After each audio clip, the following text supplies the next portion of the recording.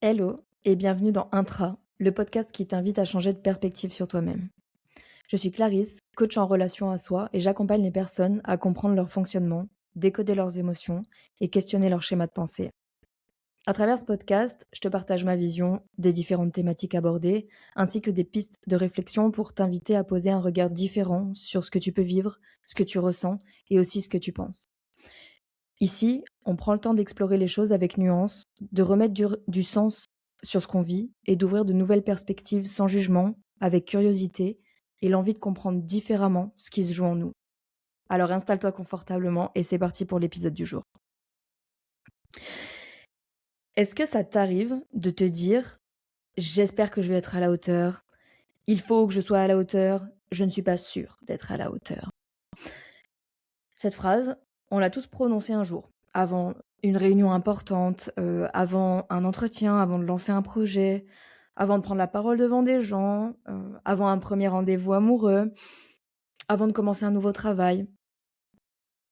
Et pourtant, si tu prends 2 secondes pour écouter ce genre de phrase, tu vas peut-être remarquer quelque chose. Elle suppose qu'en fait, il existe une hauteur à atteindre, mais surtout qu'aujourd'hui, toi, tu te situes en dessous de cette hauteur à atteindre. Tu t'es déjà auto-dévalorisé avant même d'avoir la moindre preuve que tu étais pas capable. Tu te demandes pas si tu vas réussir, tu te demandes si tu mérites d'y être. Quand tu vis avec cette croyance, tu te mets une pression qui est permanente. T'as même plus le besoin que quelqu'un t'évalue parce que tu le fais très bien tout seul. Tu relis 10 fois ton mail avant de l'envoyer, tu doutes encore. Tu t'excuses alors que t'as rien fait. Tu repousses un projet aussi parfois parce que t'estimes qu'il est pas assez bien encore. Tu culpabilises aussi quand tu te reposes. Tu as du mal à recevoir un compliment parce que toi, tu vois surtout ce qui manque, en fait. Tu termines une journée en pensant davantage à ce que tu as pas fait plutôt qu'à ce que tu as vraiment accompli. Tu réussis quelque chose, mais tu minimises immédiatement en te disant: «Oui, mais n'importe qui aurait pu le faire» ou «C'est j'ai eu de la chance» ou «C'est grâce à un tel». Tu as peur de décevoir, tu anticipes sans cesse les attentes des autres et tu finis par croire qu'une seule expérience pourrait remettre en question l'intégrité de ta valeur. Et ça, c'est épuisant. Le plus fou, c'est que c'est devenu normal. Tu t'évalues en permanence. C'est comme si tu avais un examinateur sur ton épaule et à chaque décision, il te fait un petit commentaire. T'aurais pu faire mieux là, c'est pas suffisant, t'aurais dû répondre autrement, t'es pas assez compétent, attention, tu risques de décevoir si tu dis ça. Et à force de l'entendre, tu remets plus cette voix en question. Tu finis par croire que ce qu'elle dit, c'est une vérité sur toi. Et le problème avec le juge intérieur, c'est pas quand il parle, c'est que tu ne le reconnais plus comme une simple voix, tu finis par prendre ce qu'il te raconte pour la réalité.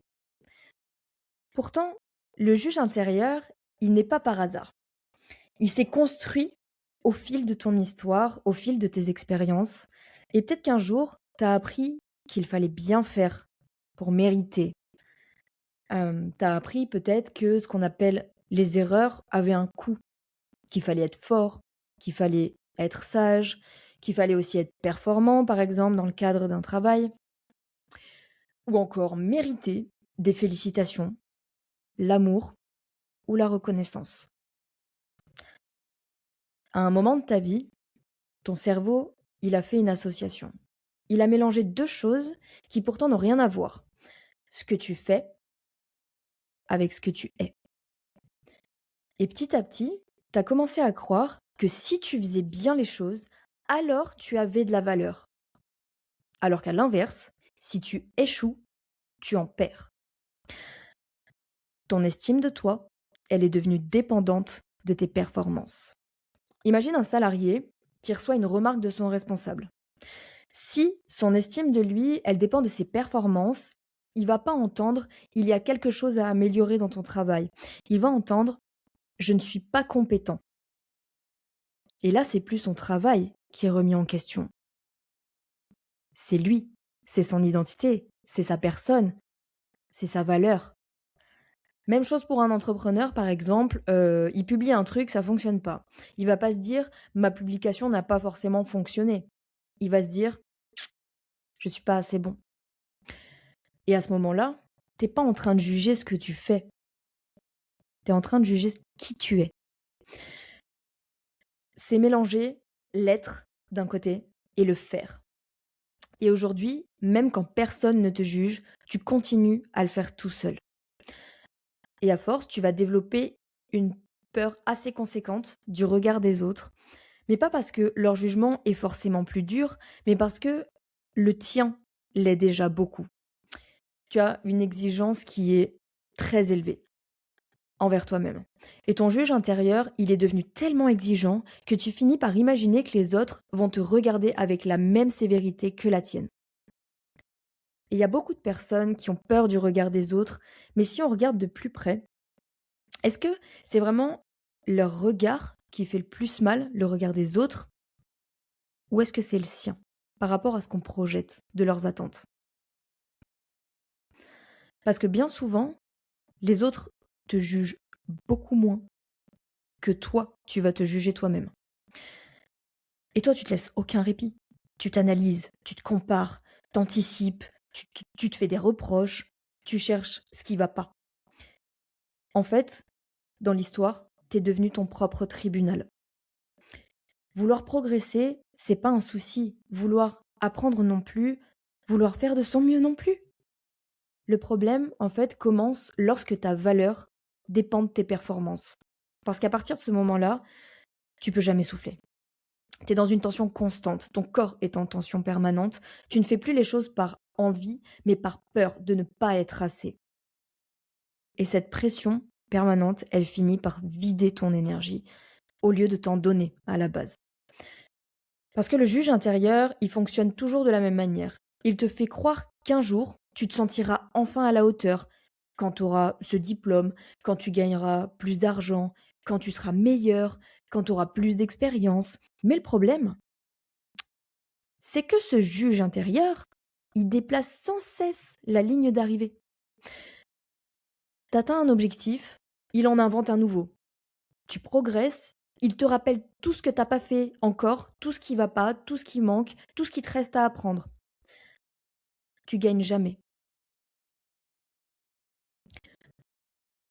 Parce que tu joues en fait à un jeu dont les règles changent en permanence. La ligne d'arrivée évolue en permanence. Le juge intérieur, il ne célèbre jamais tes progrès. Il les banalise et il déplace immédiatement l'objectif. Alors la prochaine fois que t'entendras, monsieur le juge, cette petite voix dans ta tête, t'es pas à la hauteur, tu vas décevoir, attention, cherche pas immédiatement à la contredire. Commence simplement déjà par reconnaître que cette petite voix, c'est une pensée, en aucun cas une vérité. Et dis-toi, tiens, voilà mon juge intérieur qui pointe le bout de son marteau là. Parce que quand tu crois que cette voix, c'est la vérité sur toi, elle va driver toute ta vie, toutes tes actions derrière. Et le jour où tu comprends que c'est une partie de toi, tu retrouves enfin la liberté de l'écouter ou pas. Mais tu as le choix. Et c'est peut-être ça, quelque part aussi, être à la hauteur. C'est pas être parfait, mais être capable de se traiter avec autant de bienveillance que l'on peut en offrir aux autres.